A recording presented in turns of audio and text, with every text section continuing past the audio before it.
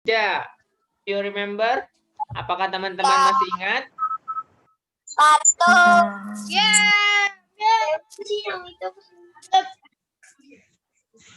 Ya, kita masih ada sedikit membahas tentang pantun ya. Yang kemarin ada pantun itu atas terpilihnya di buku itu ketua RW. Iya betul ya, ketua RW di desa atau di tempat tinggal Dayu ya. Nah, teman-teman juga sudah mempelajari tentang di sini tata cara pemilihan ketua RW yang dimulai dari apa, teman-teman? Sebelum pemilihan itu biasanya harus dibentuk panitia. Kenapa harus ada panitianya? Agar tidak kacau. Bisa, kemudian agar berjalan dengan lancar ya, karena dalam kegiatan pemilihan ketua RW itu banyak hal-hal yang harus disiapkan dan itu tidak bisa disiapkan oleh satu orang, tetapi harus bergotong royong untuk mempersiapkannya. Artinya butuh banyak orang ya sebagai panitia untuk mempersiapkannya. Kemudian nah, di sini ada tugas panitia. Tugas apa saja yang teman-teman ingat dari panitia pemilihan ketua RW? Tugasnya yang pertama yaitu menyeleksi ya. Jadi yang namanya kepala daerah K atau ketua RW dan yang lainnya itu tentu harus kita sebagai panitia harus menyeleksi dulu ya siapa yang mendaftar. Ya, yang mendaftar itu belum tentu menjadi calon. Ya, yang teman-teman perlu ingat. Jadi semua orang boleh mendaftar ya jika memang sanggup. Tetapi tidak semuanya itu menjadi calon. Misalkan ada yang mendaftar 10 orang, tetapi tidak bisa semuanya menjadi calon. Karena apa? Karena ada persyaratan yang harus dipenuhi ya. Kalau misalkan dari 10 orang pendaftar yang memenuhi syarat hanya 5, otomatis 5 orang itulah yang yang menjadi calon ya. Yang 5 lagi karena tidak memenuhi syarat berarti langsung tereliminasi ya atau tidak bisa menjadi calon ketua ya. Kemudian yang memenuhi syarat tentu bisa menjadi calon ya, calon ketua RW ataupun kepala daerah lainnya. Kemudian setelah kita menetapkan calonnya, itu langkah selanjutnya atau tugas panitia yang selanjutnya adalah menentukan daftar pemilih. Nah, siapa saja nih yang akan menjadi pemilih? Suara paling banyak. Siapa yang akan memilih ya pada kegiatan pemilihan ketua RW tersebut? Suaranya lebih banyak, ya? Dia yang menang. Iya, kalau suaranya lebih banyak pasti dia yang menang. Kenapa semuanya tidak bisa menjadi pemilih? Ya. Karena kalau semuanya jadi pemilih, siapa yang milih? Karena selain untuk calon ada ada seleksi, berarti di sini juga untuk pemilih mempunyai syarat yang harus dipenuhi ya. Misalkan dia sudah berumur 17 tahun atau punya KTP ya, itu syaratnya. Nah, yang belum berarti belum bisa ya, belum bisa memilih. Kemudian tugas panitia yang selanjutnya itu adalah menyusun tata tertib. Apa yang dimaksud dengan tata tertib? Tata tertib adalah aturan pada suatu tempat. Ya, tata tertib adalah segala aturan yang ada atau berlaku ya pada kegiatan pemilihan tersebut. Ya. Tujuannya betul tadi agar tidak terjadi keributan ya, agar pemilihan tersebut berjalan dengan kondusif ya atau sesuai dengan yang diinginkan. Kemudian tugas terakhir dari panitia adalah menyelenggarakan pemilihan. Jadi jika sudah ada calonnya sudah ada, kemudian tata tertibnya sudah ada, sudah diseleksi ya di awal itu, kemudian selanjutnya adalah pemilihannya, kegiatannya ya. Kemudian tata cara dari pemilihan ketua RW yang kedua adalah pendaftaran ya. Tadi seperti yang sudah disampaikan, setelah jadi semua orang itu boleh mendaftar jika semuanya sanggup ya, mampu. Tetapi untuk semua pendaftar tentu akan diseleksi. Dan yang untuk pendaftaran itu harus mendaftar dari jauh-jauh hari ya, tidak boleh mendaftar pada saat misalkan ketika pemilihan baru mendaftar, itu tidak bisa ya. Kenapa? Karena Kenapa? ya sebelum-sebelumnya itu akan ada misalkan perkenalan ya dari calon-calon ya. Di situ biasanya mengutarakan program-program, visi misinya jika terpilih itu jadi apa ya. Itu. Jadi yang namanya mengajak seseorang atau masyarakat untuk memilih itu biasanya melalui itu program perkenalan ya, program visi misinya ya. Jadi kemudian program kedepannya itu apa ya. Kalau mau nyalon jadi ketua RT atau ketua RW itu minimal umur berapa sih, Pak? Kenapa Iya, Lapi? benar. Minimal 17 tahun ke atas. Biasanya kalau ketua RT atau RW itu apa namanya yang sering Pak bertemu itu biasanya sudah lebih ya, Tahun. lebih di atas, lebih dari 17 atau lebih dari terkadang 20 sampai 30 tahun ya, yang apa namanya Akbar belum pernah menemui ya kalau misalkan ketua RT atau RW itu 17 tahun.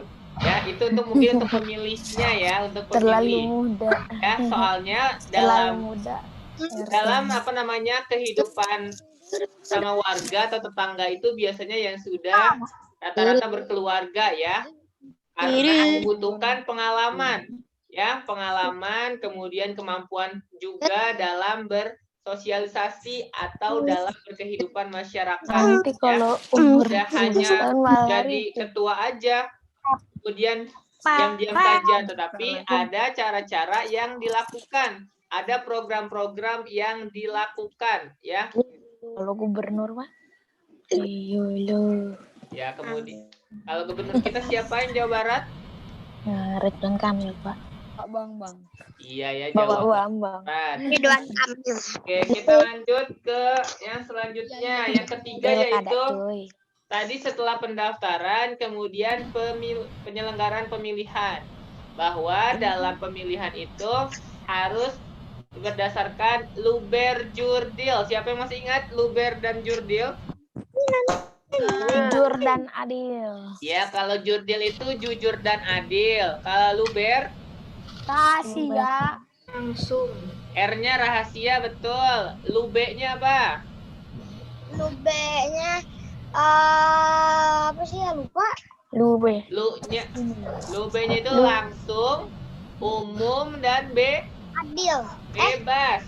Ya, Oh, bebas. R-nya itu rahasia. Yang pertama, lu tadi ya, luber. Kita lihat dulu, langsung. Ya, jadi pemilihan itu harus secara langsung.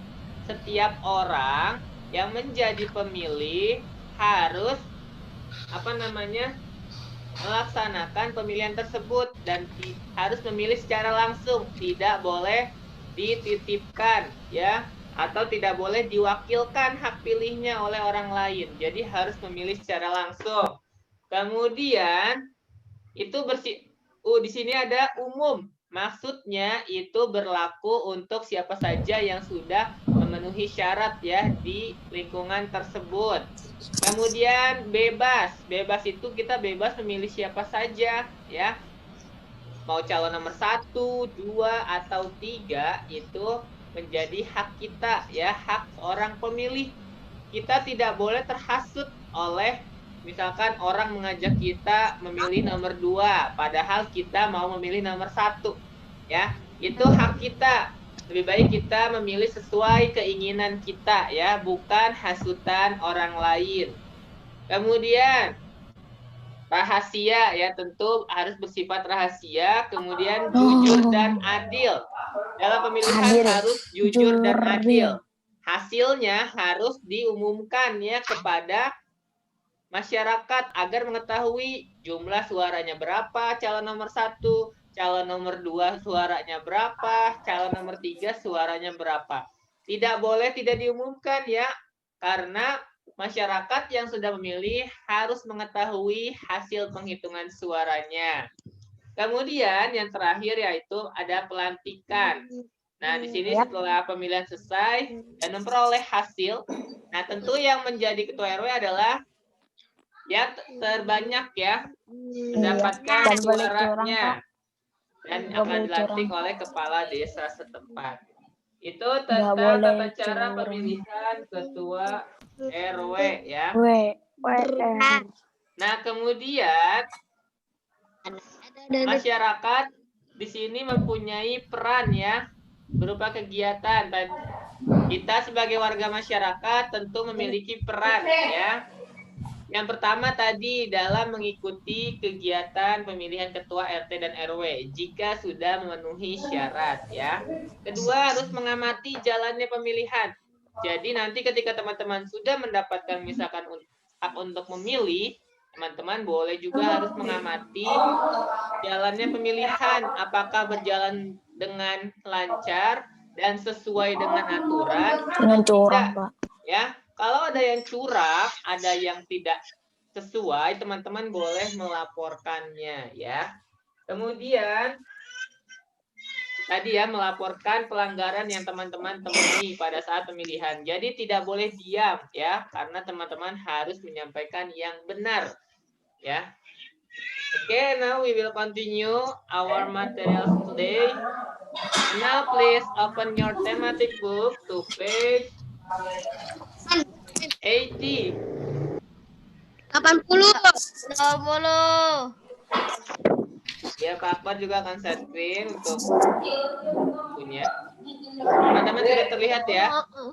Udah. Sakit.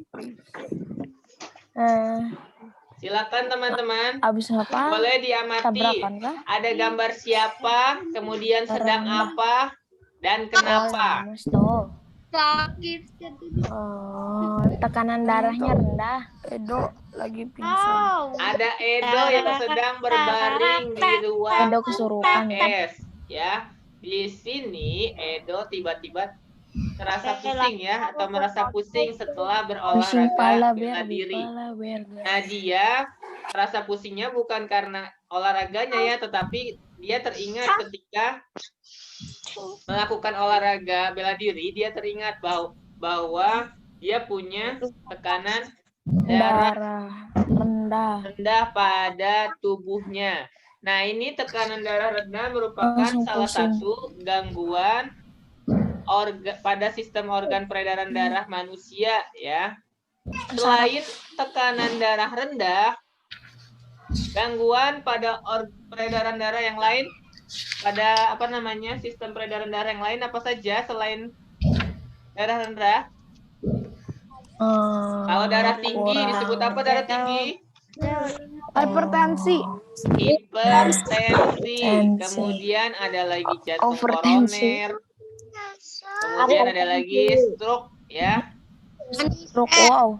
Dan itu Kanker, Pak. harus kita hindari ya dengan beberapa cara ya. Nanti kita akan mengetahui beberapa faktor nih yang menentukan sebetulnya apa saja sih yang dapat mempengaruhi nih keadaan tubuh kita agar selalu sehat. Pak Akbar yakin teman-teman juga sudah mengetahui ya.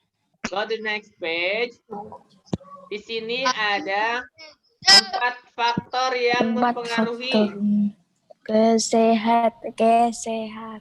Iya, sekarang kita diberi kesehatan. Ya, kita diberi kesehatan sama Sang Pencipta kita nih teman-teman. Jadi kita harus selalu bersyukur ya. Kemudian di sini lihat. Coba boleh tolong dibacakan sama Bintang. 4 faktor yang mempengaruhi kesehatan.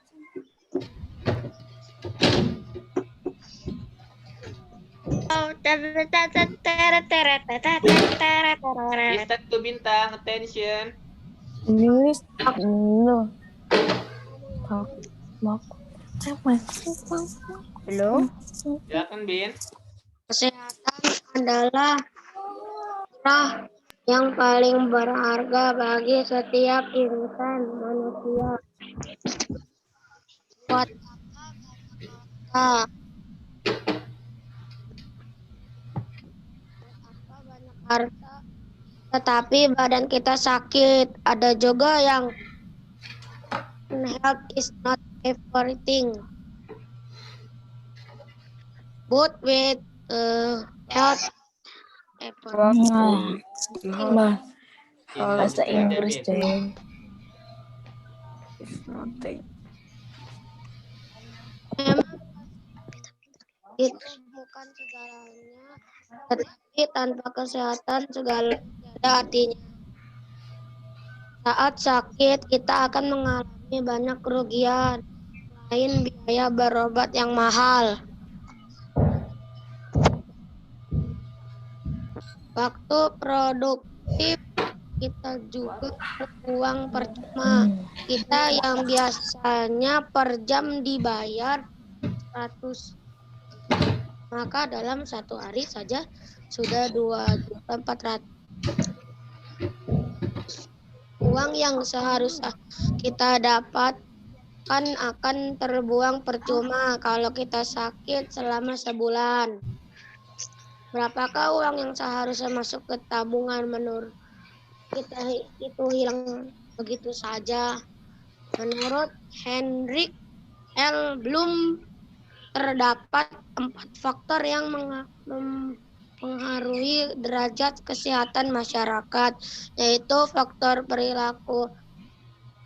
Dari 4 faktor yang mempengaruhi derajat kesehatan tersebut, ternyata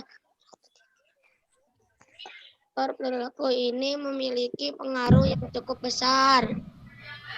Kemudian diikuti oleh faktor lingkungan, faktor pelayanan, kesehatan, dan faktor keturunan. Keempat faktor di atas memiliki keterkaitan dan saling mempengaruhi. Oke, terima kasih Bin. Nah, di sini ada berapa faktor teman-teman? Yang tadi 4. sudah dibacakan ada 4. Nah, di sini kita lihat dulu ya, bahwa kesehatan adalah anugerah yang paling berharga bagi setiap insan manusia. Coba Pak bertanya, kenapa disebut anugerah yang paling berharga? Kesehatan itu. Baru gimana Susah dicari, Pak. sakit. Kalau kita udah nggak sehat, kita nggak bisa beli apa, nggak bisa Ya, beli tentu teman-teman sudah mengetahui ya bahwa kesehatan itu sangat penting, sangat berharga bagi kehidupan kita. Karena kita sebagai makhluk hidup, tentu dalam kehidupannya kita selalu melakukan aktivitas-aktivitas yang tentu pendukung utamanya adalah kesehatan ya. Jika kita banyak aktivitas tapi misalkan kita tidak sehat ya, tentu kita tidak bisa melakukan aktivitas yang akan kita lakukan atau kita tidak bisa melakukan pekerjaan yang akan kita lakukan ya. Oleh karena itu tentu ketika kita diberi kesehatan, kita harus selalu yang pertama bersyukur, kemudian kita harus menjaga terus ya kesehatan tubuh kita. Misalkan dengan cara pola makan yang sehat, dengan olahraga, kemudian dengan cara membersihkan lingkungan kita agar tubuh kita selalu sehat. Nah, di sini ada seperti pepatah di sini, health is not everything, but without health everything is nothing. Ya, kesehatan memang bukan segalanya, tetapi tanpa kesehatan segalanya tidak ada artinya. Maksudnya apa? Misalkan, ya, Rugi Pak kalau kita sakit. Tidak bisa merasakan alam yang indah. Gitu. Oh, aku tahu artinya. Kesehatan itu bukan segalanya, tetapi tanpa kesehatan segalanya tiada artinya.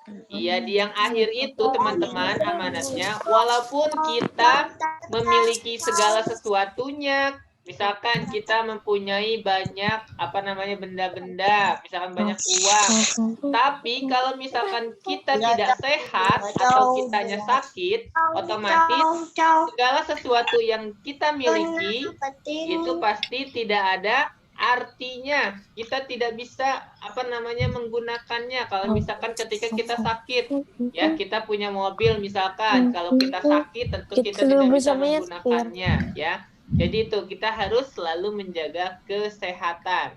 Nah, selain biaya berobat yang mahal, waktu produktif kita juga akan terbuang. Ini khususnya untuk yang misalkan sudah bekerja ya. Kalau misalkan untuk anak-anak yang masih sekolah, jika sakit tentu misalkan ada waktu misalkan yang terbuang ataupun yang seharusnya kita belajar, mengikuti pembelajaran, karena kita sakit, maka kita tidak bisa mengikuti pembelajaran tersebut. Kita tidak bisa mendapatkan ilmu. Kemudian misalkan kita tidak bisa mengikuti murojaah. Itu beberapa contoh ya yang terjadi jika misalkan seorang siswa atau anak sekolah sakit, jadi tidak bisa melakukan kegiatan pembelajaran ya. Kemudian kalau di sini yang termasuk uang ini, contoh uang ini untuk contoh pekerja ya, yang sudah bekerja. Kan kalau teman-teman belum bekerja. Kemudian yang kedua, ini sudah menjelaskan tentang beberapa faktor. Sudah menyebutkan beberapa faktor yang mempengaruhi. Tadi ada faktor apa saja yang mempengaruhi kesehatan? Lingkungan, Yang pertama keturunan. adalah perilaku dulu. Silakan Halafi, tolong dibaca. Faktor perilaku. Faktor perilaku. Perilaku masyarakat yang sehat akan menunjang dan berdampak dan meningkat derajat kesehatan. Hal ini dapat kita lihat dari semakin banyak penyakit berbasis perilaku dan gaya hidup. Misalnya kebiasaan pola makan yang sehat dapat menghindarkan kita dari serangan banyak penyakit antara lain jantung, darah tinggi, stroke, obesitas, kegemukan, diabetes, mellitus, dan lain-lainnya dan lain sebagainya. Kebiasaan perilaku mencuci tangan, mana Pak? Tangan sebelum makan. Mencuci tangan sebelum makan dapat menghindarkan kita dari penyakit saluran pencernaan, diare dan lain sebagainya. Perilaku menggosok gigi setelah makan dan sebelum tidur dapat mencegah penyakit seputar kesehatan gigi dan mulut, dan masih banyak perilaku atau kebiasaan yang mempengaruhi terhadap kesehatan. Terima kasih Halafi. Nah, teman-teman di sini faktor pertama yang mempengaruhi kesehatan itu faktor perilaku. Perilaku itu apa, teman-teman? Sifat, Pak, sifat. Ya, perilaku itu sifat kita ya, sikap kita dalam kehidupan kita ya. Ini menentukan bisa sehat atau tidak kitanya ya. Jadi itu tergantung sama diri kita sendiri ya. Kalau kita mau sehat berarti kita harus melakukan hal-hal yang dapat menunjang kesehatan tubuh kita. Contohnya di sini mencuci tangan sebelum makan ya. Itu kan dapat membunuh bakteri atau kuman ya yang ada di tangan kita jika kita akan makan. Kemudian kalau misalkan tidak cuci tangan, otomatis misalkan bakteri atau kuman yang ada di tangan kita masuk ke saluran pencernaan kita, dan itu bisa menyebabkan penyakit-penyakit ya, misalkan seperti diare ataupun yang lainnya. Oleh karena itu kita harus selalu memperhatikan ya, jika kita ingin makan kita harus cuci tangan kemudian berdoa, dan setelah makan di situ harus gosok gigi juga ya, setelah makan dan sebelum tidur ya. Kenapa harus gosok gigi? Karena tentu gigi kita setelah makan itu kan pasti atau setelah mengunyah makanan terdapat sisa makanan, ya dalam mulut kita, dan itu harus dibersihkan, tidak boleh didiamkan karena itu apa namanya, nanti kalau didiamkan akan membusuk ya di dalam mulut kita, dan itu dapat menyebabkan gigi kita tidak sehat ya. Coba kalau Pak Akbar mau tanya, kalau cara teman-teman untuk menjaga kesehatan dari faktor perilaku, apa saja yang teman-teman lakukan di rumah? Baca kamu nggak bisa telat. Tidur tepat waktu. Apa? Olahraga. Waktu. Ya, di sini bisa juga ya. Dari segi istirahatnya, kemudian dari apa namanya, ini sama ketika kita akan makan harus cuci tangan juga ya, tidak boleh mengabaikan. Kemudian harus gosok gigi setelah makan dan sebelum tidur. Kalau kita di sekolah setelah makan siang, makanya kita diwajibkan untuk menggosok gigi agar sisa-sisa makanan di dalam mulut kita itu bersih ya, tidak ada sisa-sisa makanan lagi ya, agar mulut kita atau gigi kita itu selalu sehat ya, makanya kita harus selalu gosok gigi setelah makan dan sebelum tidur. Kemudian faktor yang kedua, boleh Arya tolong bacakan.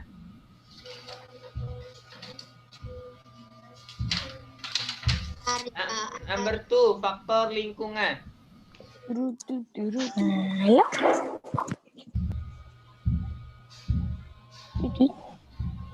Arya, Iya.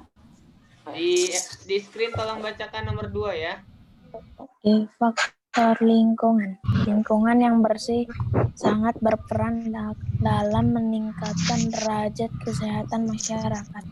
Perbandingan angka orang sakit yang signifikan terjadi antara lingkungan yang bersih dengan lingkungan kumuh atau kotor. Beberapa penyakit yang sering menjangkiti masyarakat yang hidup di lingkungan kumuh antara lain demam berdarah, gatal-gatal, infeksi saluran pencernaan, dan pernapasan. Sudah, Pak. Terima kasih. Nah, di sini yang kedua, lingkungan. Lingkungan itu keadaan yang ada di sekitar kita, teman-teman. Kalau kita berada di rumah, berarti lingkungan rumah, kemudian kamar kita, termasuk kamar kita juga ya. Itu berperan penting ya dalam menentukan sehat atau tidaknya tubuh kita. Kalau misalkan teman-teman sudah makan makanan yang sehat, sudah olahraga, tetapi lingkungan rumahnya atau kamarnya misalkan kurang rapi, kurang bersih, otomatis itu juga dapat menyebabkan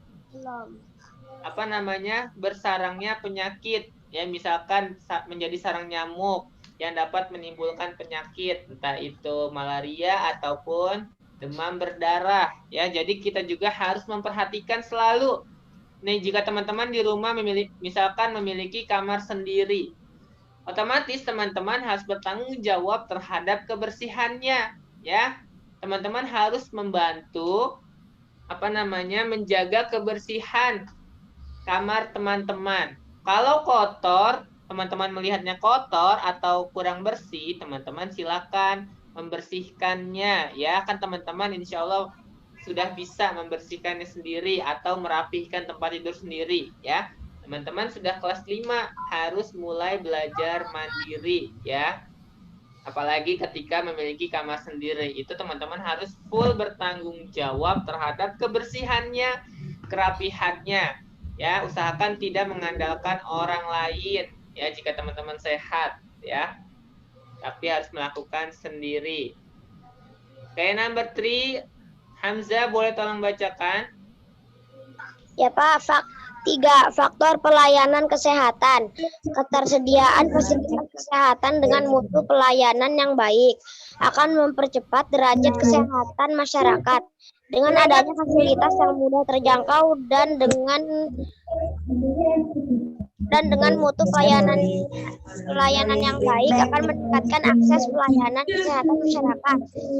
Ketersediaan fasilitas harus diikuti dengan ketersediaan tenaga kesehatan yang merata, mencukupi dan mempunyai kompetensi di bidangnya di dalam pelayanan hingga tingkat pelosok desa.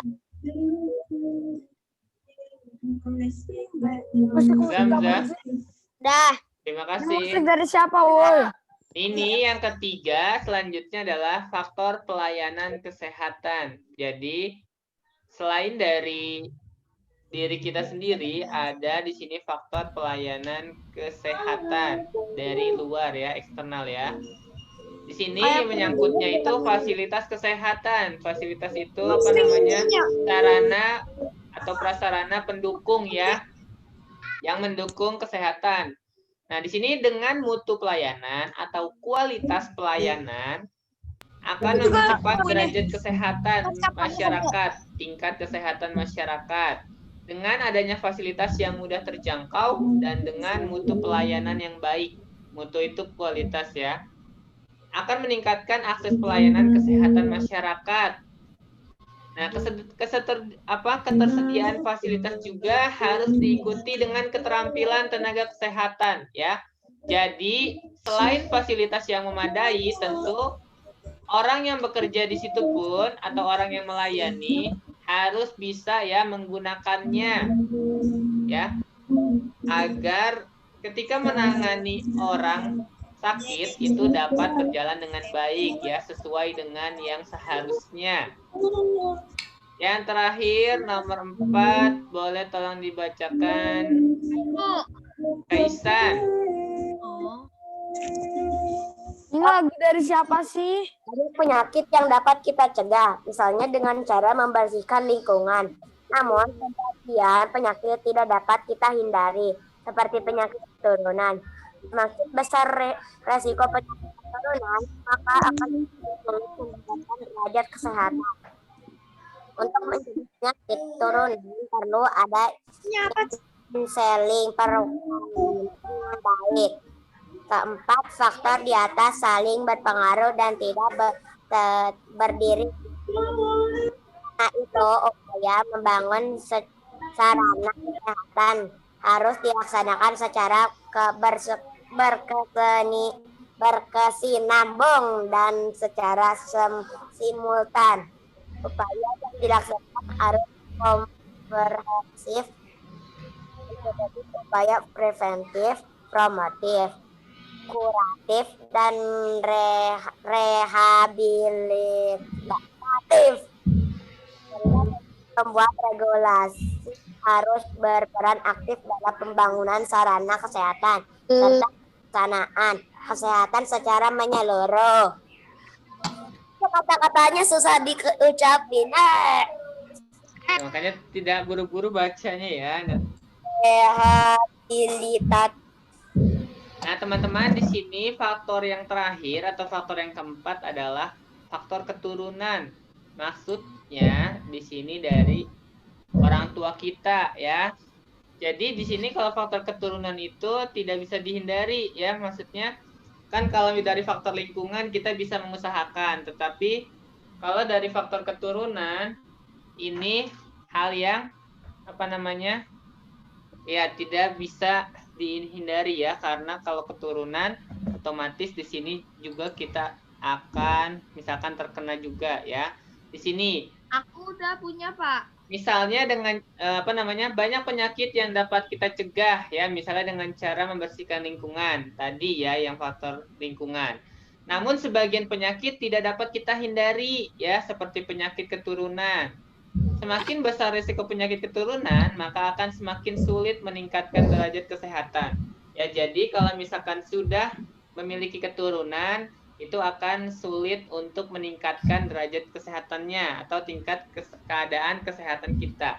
Ya, untuk mencegah penyakit keturunan perlu adanya konseling perkawinan yang baik.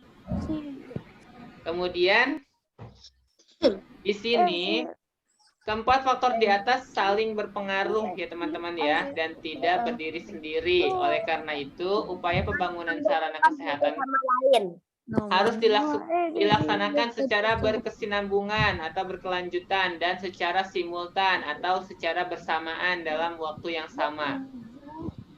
Upaya yang dilaksanakan harus komprehensif, mencakup upaya preventif, lebih ke pendekatan ini ya, kemudian kuratif dan rehabilitatif. Pemerintah sebagai regulasi atau yang membuat kebijakan harus berperan aktif dalam penggunaan sarana kesehatan ya. Jadi di sini pemerintah sebagai yang membuat kebijakan atau aturan harus berperan aktif ya, tidak boleh diam dalam pembangunan sarana kesehatan. Karena sarana kesehatan ini penting untuk meningkatkan derajat kesehatan pada manusia ya teman-teman. Kalau misalkan sarananya masih kurang, sedangkan misalkan di suatu daerah tersebut banyak yang terkena penyakit, otomatis itu juga bisa menghambat untuk kesehatan orang-orang tersebut yang sedang sakit ya. Ini Pak Akbar ada sedikit videonya untuk yang 4 faktor.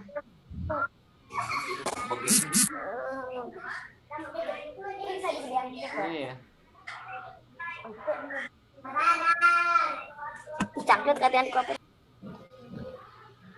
Oh, tidak ada. Oke, kita lanjut dulu ke yang lainnya ya.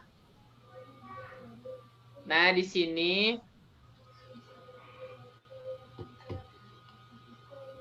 ada suatu kegiatan juga teman-teman yang dapat menunjang kesehatan ya. Jadi kesehatan itu juga bisa disebabkan oleh tubuh kita yang banyak bergerak. Jadi kalau kita sehat, otomatis harus tubuh kita banyak bergerak. Misalkan dengan cara melakukan olahraga ya. Itu kan otot-otot kita baik tangan, kaki ataupun yang lainnya itu kan bergerak ya, dan itu akan menunjang kesehatan. Tapi kalau misalkan kita sehat namun jarang atau tidak pernah berolahraga, kemudian makanannya tidak sehat, itu pasti akan dapat menyebabkan tubuh kita menjadi sakit. Nah, di sini ada tentang menari juga merupakan kegiatan yang menggerakkan anggota tubuh ya. Dalam menari hendaknya menggunakan pola lantai. Nah, di sini ada lagi menyinggung tentang pola lantai. Siapa yang masih ingat pola lantai itu apa? Pola lantai adalah apa ya, Pak? Lantai yang berpola. Kayak yang kelas 4. Iya, kita kelas 4 sudah belajar. Ketika teman-teman menari ada pola lantainya. Oh, pola lantai itu yang ada kayak pola lantai zigzag gitu bukan, Mbak? Iya, betul. Tadi salah satu contohnya ada yang zigzag, kemudian apa lagi? Lupa. Ada segitiga juga ada, kemudian yang segi 5. Kemudian ada diagonal, ada vertikal, ada horizontal, ya. Lupa, Pak, udah lama. Ya, kita ingat-ingat lagi waktu itu teman-teman mempraktekannya juga. Ketika vertikal, bentuknya seperti apa vertikal? Salto. Lengkung-lengkung. Seperti angka angka 1, vertikal itu seperti ini ya. Jadi ada yang di depan, ada yang di belakang. Jadi membentuk garis lurus. Ada lagi horizontal. Kalau horizontal bentuknya apa? Ya, semua ininya sama ya. Jadi seperti tanda minus ya, seperti tanda minus itu horizontal. Kemudian ada lagi diagonal. Kalau diagonal bentuknya bagaimana? Bentuk diagonal itu miring. Ya. Miring seperti ini misalkan, ya. Itu. Kemudian ada lagi lengkungan. Lengkungan bisa setengah lingkaran, bisa berbentuk huruf U, ya. Itu lengkungan. Ada spiral. Spiral ya. Kemudian itu ya masih banyak lagi. Jadi apa yang dimaksud dengan pola lantai? Kalau tadi kan contohnya.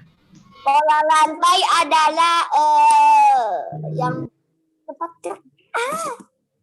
Lupa penjelasannya. Pola lantai adalah suatu pola yang dibuat oleh penari ketika bergerak. Misalkan ketika dia ingin berpindah, ya, otomatis ada pergerakannya, ya, dan pola lantai yang dibentuk. Misalkan yang tadinya menarinya di belakang, berpindah misalkan menjadi ke samping. Itu kan pasti ada pergerakan khususnya, atau berpindah ke belakang. Ya. Itu terkait pola lantai. Ya. Go to the next page. Wah, mau To dipanah. page 84. Ya, there is. Ada ini ya gambar ya. Ada dua gambarnya. Di sini. Pegang panah buat berburu Pak itu teman-temannya. Kira-kira properti apa yang mereka gunakan? Panah. Busur. Berpanah ya. Nah, di sini itu teman-teman sudah tahu bahwa properti adalah segala sesuatu atau alat atau benda yang digunakan oleh penari ya dalam menampilkan tariannya. Coba teman-teman lihat pola lantainya sama atau berbeda? Sama. Gambar 1 dan gambar 2, pola lantainya sama atau beda? Berbeda ya. Kalau di gambar 1, pola lantainya Belok. Ini Pak. Kedua. ya di situ ada sama-sama 5 orang, tapi yang di depannya itu hanya 1 ya. Di belakangnya 2 orang. Tapi kalau gambar 2 atau gerak 2, di situ yang 1 orang itu ada di tengah, bukan di depan ya. Itu Berbeda. Itu pola lantai. Agama. Oke, di sini kita akan membaca lagi ada teks. Pak Akbar minta tolong. Zulfahmi, tolong dibacakan. Satu roda. Halaman 85. Please read teks. Supir PA. Halaman 85. Tubuh manusia. Satu super.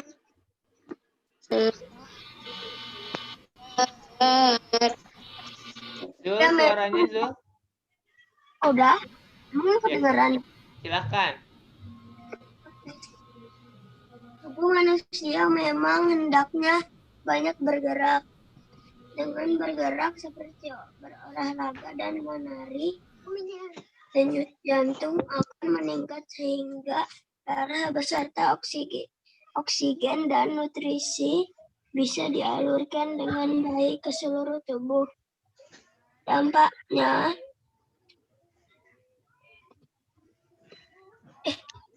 jarang berolahraga membuat peredaran darah di seluruh tubuh terganggu. Dampaknya, peredaran darah terganggu dan akan timbul banyak penyakit. Edo tidak mau sakit-sakitan. Oleh karena itu, Edo ingin banyak melakukan gerak. Seperti sore itu, Edo mengajak Udin bersepatu roda. Mereka beradu cepat. Jarak garis start dibuat di depan rumah Udin, sementara garis finish ada di depan Toko Jaya. Terima kasih Zulfahmi. Nah, di sini teman-teman, tubuh manusia memang hendaknya banyak bergerak ya. Karena di dalam tubuh kita itu banyak otot-otot yang harus difungsikan ya. Kalau misalkan kita sehat, kita harus selalu menggerakkan tubuh kita ya agar otot kita tidak kaku, kemudian bisa bekerja sesuai dengan fungsinya. Kalau misalkan kita sehat tetapi kita hanya diam, otot kita kan tidak banyak bekerja ya, jadi itu bisa menyebabkan tubuh kita bisa terserang penyakit juga ya karena jarang bergerak atau jarang berolahraga misalkan. Kemudian di sini dengan bergerak seperti berolahraga dan menari, denyut jantung akan meningkat sehingga darah beserta oksigen dan nutrisi bisa disalurkan dengan baik ke seluruh tubuh ya. Jadi itu ketika kita bergerak maka denyut jantung akan meningkat ya, beserta oksigen dan nutrisi disalurkan dengan baik ke seluruh tubuh. Nah, di sini ada siapa yang sedang berolahraga, teman-teman? Kegiatan olahraga apa yang mereka lakukan? Sepatu roda. Ya, bermain sepatu roda. Udin dan Edo. Coba, Jalan-jalan ke ada Sakti? Enggak. Oh, tidak ada ya? Oh, mungkin sedang ini. Hadid?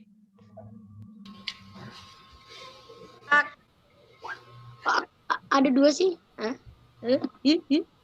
Oke, Bintang aja, Bin. Tolong bacakan pantunnya, Bin. Yang Yang pertama ini ada saling berbalas pantun. Silakan, Bin. jalan-jalan ke kota hujan, naik turun melewati bukit. Jangan lupa gerakan badan supaya kita tak pernah sakit. Iya, di sini ada pantun ya yang beramanat atau berpesan tentang apa, Bintang? Tentang kesehatan. Iya, tentang kesehatan. Yaitu kita harus selalu menggerakkan badan ya agar tubuh kita tidak pernah sakit. Tetapi tidak hanya olahraga saja ya untuk faktor pendukungnya. Kemudian, Halafi silakan. Apa, Pak? Baca pantun yang satu lagi. Hitam legam burung gagak. Terbang bebas di langit tinggi. Oke lah kawan, ayo berangkat. Ayo bergerak bersepatu roda sesekati.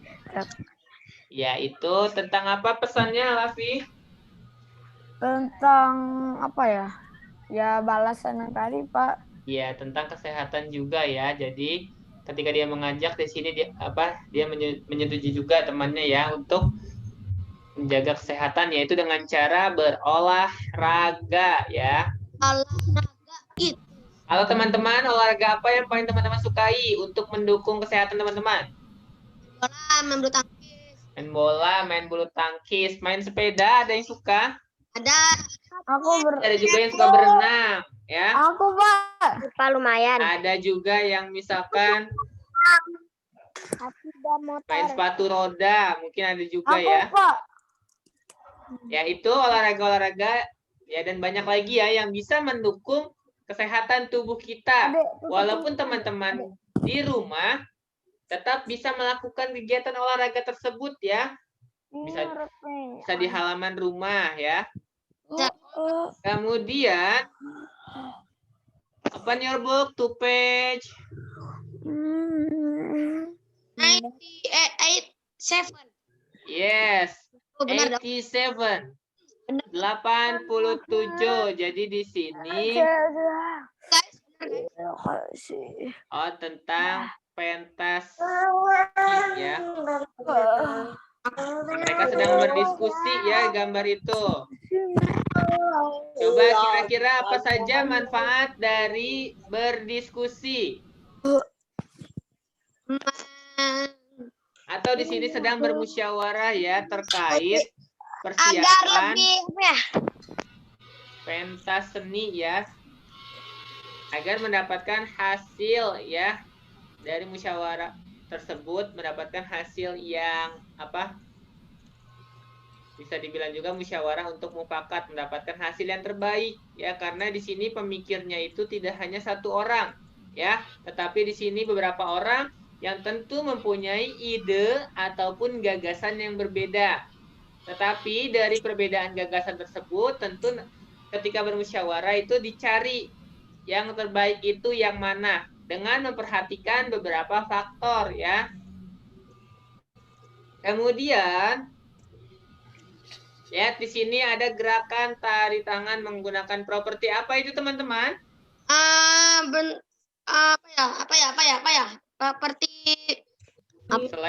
Seperti selendang ya. Yang diikatkan itu. Ya, gerakannya seperti apa itu? Ini Pak. Di kupu-kupu ya? Kupu-kupu benari. Ya. Merak gitu, Pak. Tarik burung merak. Cok. Ya, itu seperti burung. Nah, lihat gerak yang kedua. Seperti apa itu? Gini. Oke. Ya, sebentar. Kalau gerak 1 ini pola lantainya lihat ya, bisa dibilang horizontal ya. Karena membentuk garis seperti tanda min ya. Kalau gerak kedua, lihat ada 2 pola lantai yang sedang mengangkat busur. Itu ya sama seperti tadi ya. Itu Pak, itu Pak. Kok pindah Kepalanya Pak? Lani kok hilang, Pak? Oh, kepala kenapa ya? Kepala Lani hilang. Mungkin itu terpotong ininya ya. Di buku kepalanya putus. Coba dari gerak 2 itu, apakah ada perbedaan pola lantai? Ada. Sebelumnya kan kayak gak berbaris, sekarang berbaris. Iya, berbaris itu yang dari urutan Lani, Dayu itu ya. Dayu sampai Udin itu yang disebut horizontal ya. Jadi ada yang di depan dan di belakang. Urutannya seperti angka Seperti angka 1 ya, itu bentuknya ya. Nah, kemudian teman-teman lihat halaman berikutnya 89. 89 udah selesai dari tadi, udah dibuka Ya, dari ada tadi. tentang Nama tanggung jawab. Do you remember about tanggung jawab? Apakah teman-teman masih ingat tentang tanggung jawab? Jadi tanggung jawab adalah keadaan menanggung segala sesuatu ya. Misalkan bisa yang diberikan oleh orang tua, kita harus bertanggung jawab ya terhadap misalkan benda yang diberikannya. Baik itu misalkan mainan ataupun teman-teman misalkan di rumah sudah difasilitasi misalkan kamarnya sendiri, itu juga harus bertanggung jawab terhadap kebersihannya, kerapihannya dan yang lainnya.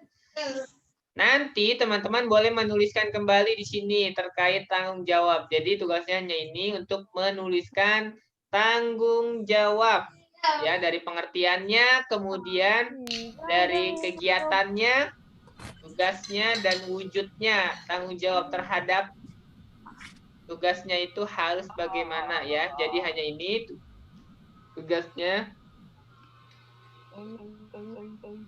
Nah, di sini juga langsung saja ya ke halaman berikutnya karena waktunya sudah mau habis. Udah habis, Pak. Sampai 2 menit lagi ya. Di sini ada orang yang sedang menggerakkan badannya ya. Jadi mereka menirukan gerak tari kupu-kupu terbang ya, menggunakan properti selendang dan membuat berbagai pola lantai. Nah, biasanya kalau misalkan hanya berdua, itu pola lantai yang dibentuk tidak lebih banyak ya. Tetapi kalau misalkan orangnya banyak, tarian kelompok misalkan lebih dari 2 orang, misalkan 5 orang, 6 orang, itu pasti pola lantainya akan menimbulkan atau banyak pola lantai yang bisa digunakan. Seperti misalkan ketika waktu teman-teman di sekolah masih ingat, ketika kita membuat pola lantai dari 6 orang. Ketika misalkan harus membuat diagonal. Kan Ingat, bisa. Pak. Ya, kemudian ketika membuat zigzag. Ya. Ketika membuat spiral, segi 4. Itu semuanya bisa dilakukan ya jika anggotanya lebih banyak tentunya. Oke teman-teman, I think that's all for today for thematic. Do you have any question?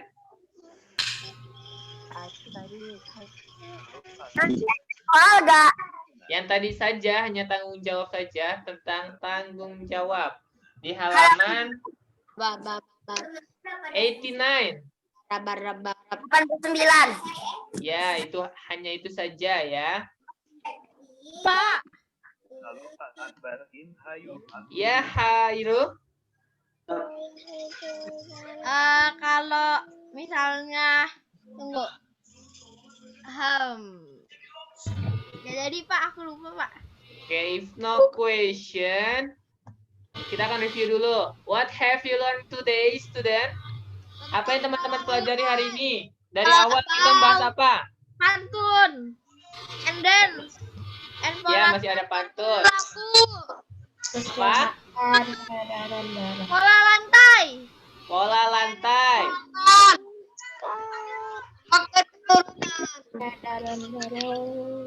Ya, tadi salah satunya tentang faktor yang mempengaruhi kesehatan ada berapa? 4. The first is, yang pertama apa? Perilaku. Yang kedua, lingkungan. The third is pelayanan kesehatan. Dan yang keempat, ya, yang keempat adalah keturunan, ya. Kemudian teman-teman juga sudah tadi tentang pola lantai. Ada pola lantai apa saja, teman-teman? Contohnya.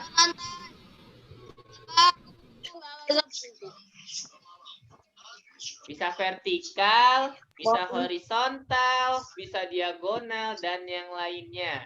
Dan pola lantai adalah pola yang dibuat atau dilakukan oleh penari dalam bergerak ataupun ketika berpindah posisi, ya. Itu tentang untuk materi hari ini. Karena waktunya sudah habis, teman-teman pastikan tadi tugasnya halaman 89 ya. Dikerjakan dan halaman 89. Ya, pastikan teman-teman tetap semangat ya belajarnya dari rumah ya. Dan pastikan teman-teman juga selalu menjaga